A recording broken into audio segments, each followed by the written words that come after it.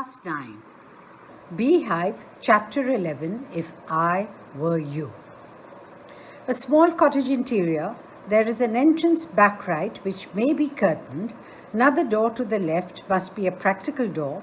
The furniture is simple, consisting of a small table towards the left, a chair or two, and a divan rather upstage on the right.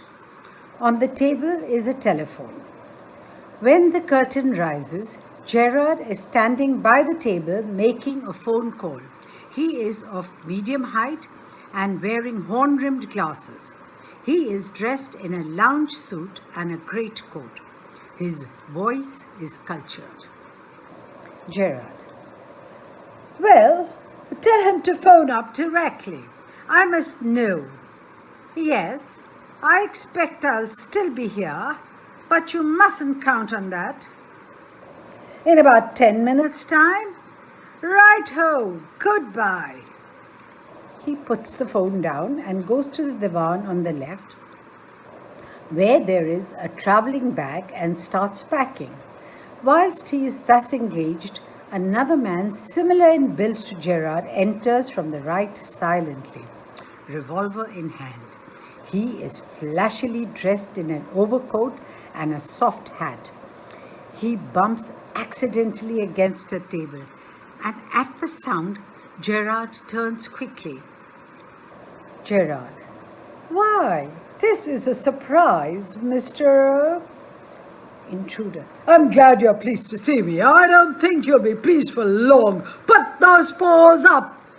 Gerard: This is very melodramatic, not very original perhaps, but Intruder: Trying to be calm and Gerard: Nonchalant is your word, I think. Intruder: Thanks a lot. You'll soon stop being smart. I'll make you crawl. I want to know a few things, see? You'll soon stop being smart. I'll make you crawl. Gerard: Anything you like. I know the answers. But before we begin, I should like to change my position. You may be comfortable, but I am not. Intruder: Sit down there and no funny business. Motions to a chair and seats himself on the divan by the bag. Now then, we'll have a nice little talk about yourself. Gerard: At last, a sympathetic audience. I'll tell you the story of my life. How as a child I was stolen by the gypsies, and why at the age of 32 I find myself in my lonely Essex cottage, and how... Intruder: Keep it to yourself and just answer my questions. You live here alone? Well, do you? Gerard: I'm sorry. I thought you were telling me, not asking me. A question of inflection. Your voice is unfamiliar. Intruder with emphasis: Do you live here alone? Gerard: And if I don't answer? Intruder: You've got enough sense not to want to get hurt. Gerard: I think good sense is shown more in the ability to avoid pain than in the mere desire to do so. What do you think, Mr. Intruder? Never mind my name. I like yours better, Mr. Gerard. What are your Christian names? Gerard: Vincent Charles. Intruder: Do you run a car? Gerard: No. Intruder: That's a lie. You're not dealing with a fool. I'm as smart as you and smarter, and I know you run a car. Better be careful, wise guy. Gerard: Are you American, or is that merely a clever imitation? Intruder. Listen, this gun's no toy. I can hurt you without killing you and still get my answers. Gerard. Of course, if you put it like that, I'll be glad to assist you. I do possess a car, and it's in the garage round the corner. Intruder. That's better. Do people often come out here? Gerard. Very rarely. Surprisingly, few people take the trouble to visit me.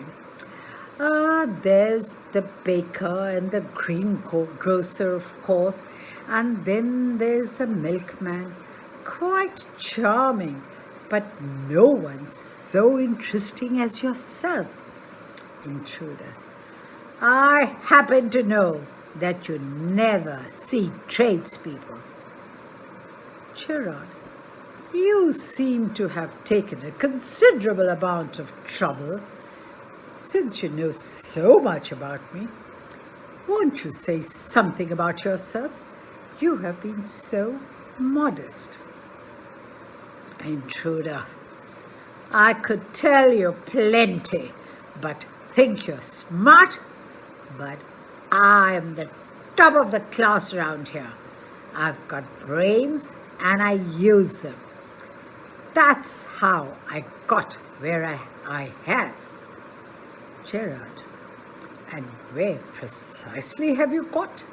It didn't require a great brain to break into my little cottage. Intruder.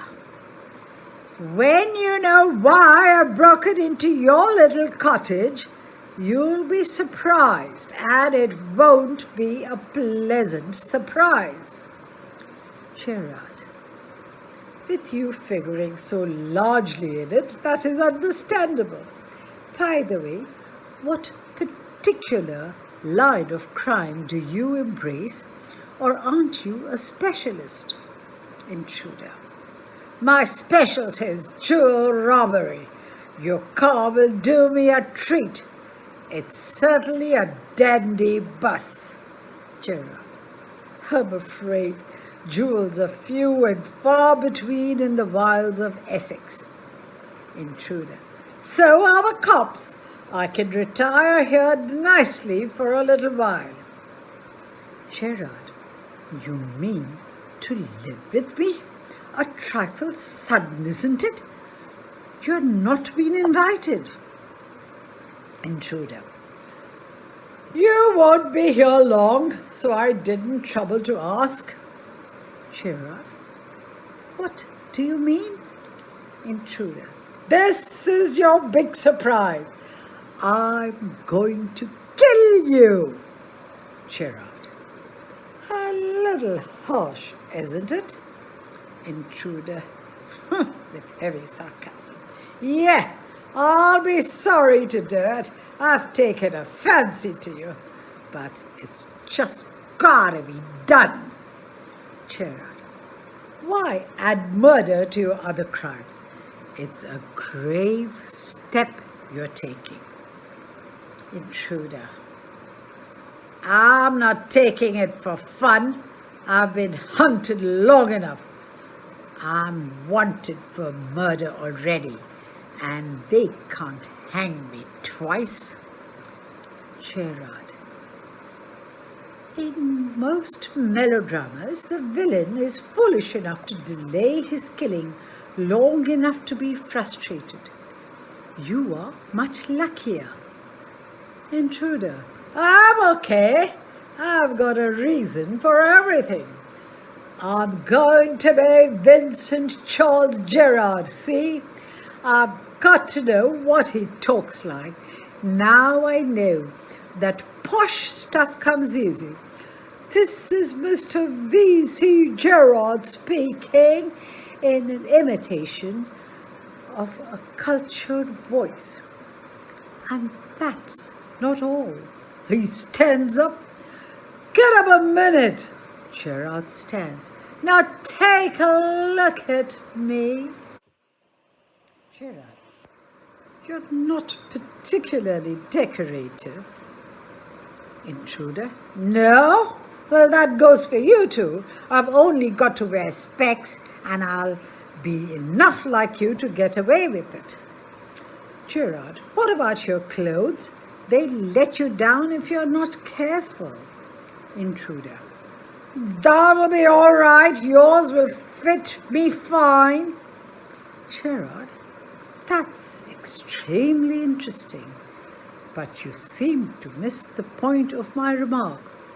I said you were luckier than most melodramatic villains. It was not a tribute to your intelligence. You won't kill me for a very good reason. Intruder, so that's what you think? Gerard, you'll let me go. And thank God you don't shoot sooner. Intruder, come on, what's on your mind? Better be quick. This conversation bores me. Gerard, your idea is to elude the police by killing me and taking on my identity? Intruder, yes, I like the idea. Gerard, but are you sure it's going to help you? Intruder, now listen here, I've got this all planned. I did a job in town, things went wrong, and I killed a cop. Since then, I've done nothing but dodge. Gerard, and this is where dodging has brought you? Intruder, it brought me to Aylesbury. That's where I saw you in the car. Two other people saw you and started to talk. I listened. It looks like you're a bit queer, kind of a mystery man. Gerard, a mystery which I propose to explain. Intruder, disregarding him. You phone your orders and sometimes you go away suddenly and come back just the same. Those are just the things I want to do. Hearing about you was one of my luckiest breaks. Gerard, apparently you haven't the intelligence to ask why I am invested in this cloak of mystery. Intruder, preparing to shoot. As I said before, this conversation bores me. Gerard, don't be a fool. If you shoot, you'll hang for sure. If not as yourself, then as Vincent Charles Gerard. Intruder, oh, what is this? Gerard, this is your big surprise. I said you wouldn't kill me, and I was right. Why do you think I am here today and gone tomorrow, never see tradespeople? You say my habits would suit you. You are a crook. Do you think I'm a Sunday school teacher? The game's up as far as I'm concerned. Things went wrong with me. I said it with bullets and got away. Unfortunately, they got one of my men and found things the fool should have burnt. Tonight, I'm expecting trouble.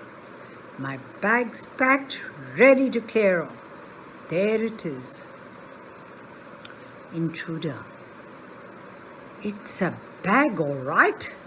This is a gun, all right. What's all this? Gerard, that's a disguise outfit. False mustaches and whatnot. Now, do you believe me? Intruder, musingly. I don't know. Gerard, for God's sake, clear that muddled head of yours and let's go. Come with me in the car. I can use you. If you find it's a frame, you've got me in the car and you've still got your gun. Intruder, maybe you're right. Gerard, then don't waste time. Goes and picks up hat and bag. Intruder, careful, boss, I'm watching you. Gerard, I've got a man posted on the main road. He'll ring up if he sees that Gerard gives him a push into the cupboard. Beehive police, but I don't want to leave. Telephone bell rings. Come on, they're after us. Through here, straight to the garage. Intruder, how do I know you're telling the truth? Gerard, oh, don't be a fool. Look for yourself. Gerard opens door and steps away.